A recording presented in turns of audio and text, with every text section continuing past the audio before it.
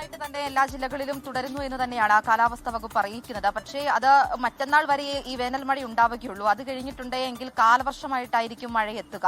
അത് മെയ് 24ഓടുകൂടി അല്ലെങ്കിൽ 26ഓടുകൂടി കാലവർഷമായിട്ട് മഴ എത്തുമെന്നാണ് പറയുന്നത്. കഴിഞ്ഞ തവണ കാലവർഷം എത്തിയത് 24-ാം തീയതിയായിരുന്നു. അപ്പോൾ 2 ദിവസം വ്യത്യാസത്തിൽ കാലാവസ്ഥാ വകുപ്പ് പറയുന്നതനുസരിച്ചാണെങ്കിൽ 2 ദിവസത്തെ വ്യത്യാസത്തോടു കൂടി കാലവർഷമായിട്ട് കേരളത്തിലേക്ക് മഴയെത്തും.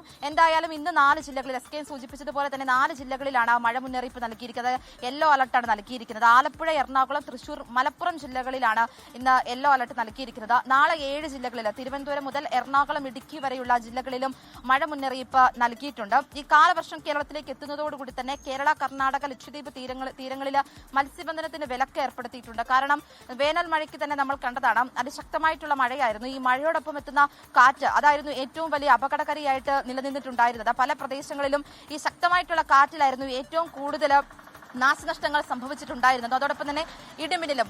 അതുകൊണ്ട് തന്നെയാണ് മത്സ്യബന്ധനത്തിന് നേരത്തെ മുതൽ തന്നെ ഒരു വിലക്ക് എന്തായാലും ഇപ്പോൾ ഏർപ്പെടുത്തിയിരിക്കുന്നത്. ഒപ്പം തന്നെ ഈ വേനൽ മഴയ്ക്ക് തന്നെ വലിയ തരത്തിലുള്ള നാശനഷ്ടങ്ങളും അപകടങ്ങളും സംഭവിച്ചിട്ടുള്ളത് കൊണ്ട് തന്നെ കാലവർഷം അടുത്ത ദിവസങ്ങളിൽ വേഗത്തിൽ എത്തുന്നത് കൊണ്ട് തന്നെ വലിയ തരത്തിലുള്ള ജാഗ്രതാ മുന്നറിയിപ്പും ദുരന്ത നിവാരണ അതോറിറ്റിയും നൽകുന്നുണ്ട്.